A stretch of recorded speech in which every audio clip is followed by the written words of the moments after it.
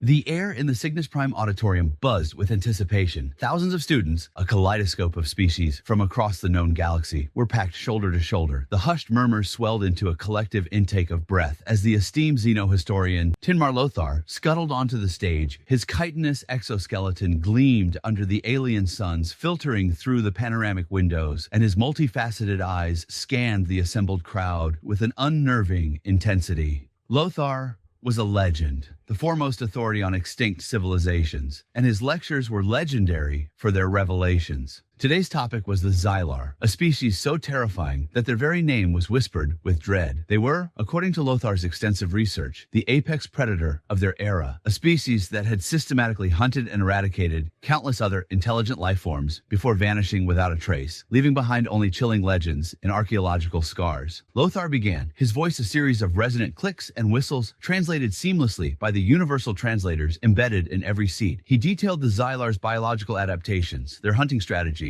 and the psychological profiles that made them so utterly ruthless. He spoke of their advanced technology, not for creation, but for annihilation. He painted a picture of a species driven by an insatiable predatory instinct, a force of nature that had reshaped galactic history through sheer, unadulterated predation. As Lothar elaborated on the Xylar's unique sensory organs, their ability to detect prey across vast distances, and their unnerving capacity for patience, a young student in the third row fidgeted. Holly Thompson, a human, was typically a quiet presence in her classes, preferring to absorb information rather than contribute. Today, however, a disquieting unease had settled within her. She'd spent the last cycle poring over ancient galactic databases for a personal research project, a deep dive into obscure extinction events. What she'd stumbled upon, and what Lothar's lecture was now so chillingly echoing, was starting to form a terrifying hypothesis. Lothar paused, allowing the weight of his words to settle. The Xylar, he continued, his voice dropping to a lower register, possessed a unique set of biological and behavioral markers. Their skeletal structure, for instance, was characterized by a specific bone density and joint articulation, allowing for incredible speed and agility. Their primary sensory organs were highly attuned to bioelectrical fields, enabling them to detect the faintest life signs. Furthermore, their social structures, though rarely observed in detail, were believed to be hierarchical and fiercely territorial,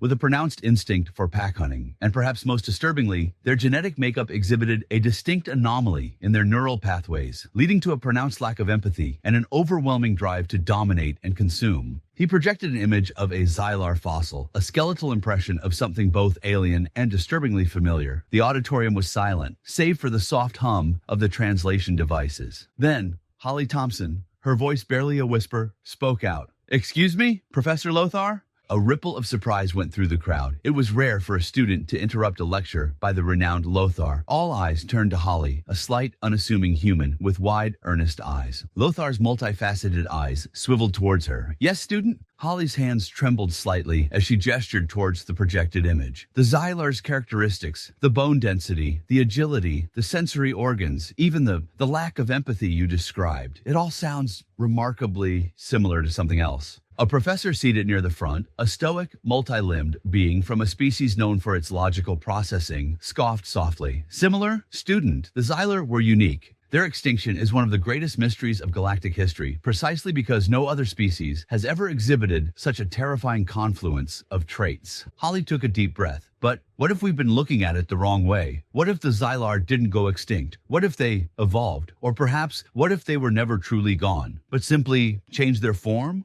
or their name?" Lothar remained impassive, but a flicker of something, curiosity, apprehension, crossed his alien features. "Elaborate, student."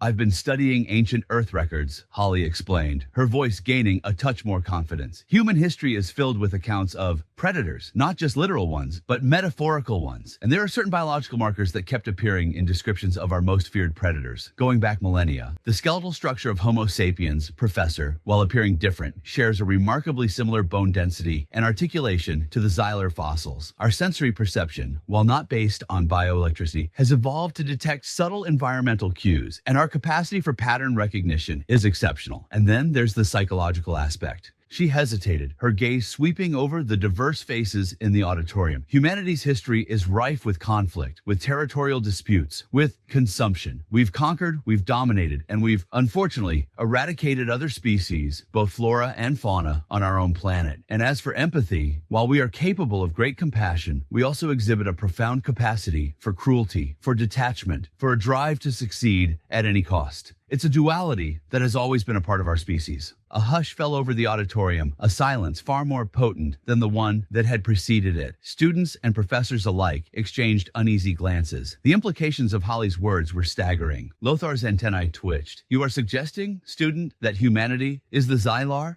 Not precisely, Holly corrected, her voice firm. I'm suggesting that humanity fits every single criterion of the Xylar species as described by your research. The biological markers, the predatory instincts, the capacity for dominance, the historical patterns of eradication. It's all there. We've been so focused on finding alien predators out there, we never considered that we might be the very thing we feared. A young Glygonian student, his skin a shimmering iridescent blue, leaned forward. But the Xylar were a galactic threat. Humanity is barely out of its solar system. And how long did it take the Xylar to reach their peak? Holly countered. We don't know their full timeline. What if their emergence was slow, gradual? What if they were once confined to their own world, just as we were? And what if their extinction was not a disappearance, but a transformation, a shedding of their original form to blend in, to observe, to wait? Lothar's multifaceted eyes seemed to bore into Holly. He remained silent for a long moment, the clicks and whistles of his breath the only sound. Then he slowly turned back to the projection of the Xylar fossil. He brought up another image, a composite of various human skeletal structures, ancient and modern. He overlaid them, his appendages moving with a newfound urgency. The similarities, once pointed out, were undeniable. The underlying physical properties, the proportions, the very essence of predatory efficiency was present in both. It wasn't a perfect match, but it was a match of the most crucial, the most terrifying indicators. A low murmur began to spread through the auditorium, no longer of anticipation, but of dawning horror. Professors, renowned scholars who had dedicated their lives to studying alien life, looked at their own hands, their own limbs, with a new, unsettling perspective. The quiet human student had, with a few simple observations, shattered the established narrative of galactic history. Lothar finally spoke, his voice a low rumble that resonated with a profound, chilling realization. The Xylar were a species of unparalleled predatory success. Their defining traits were not merely biological, but behavioral and psychological. They were driven by an instinct to conquer, to dominate,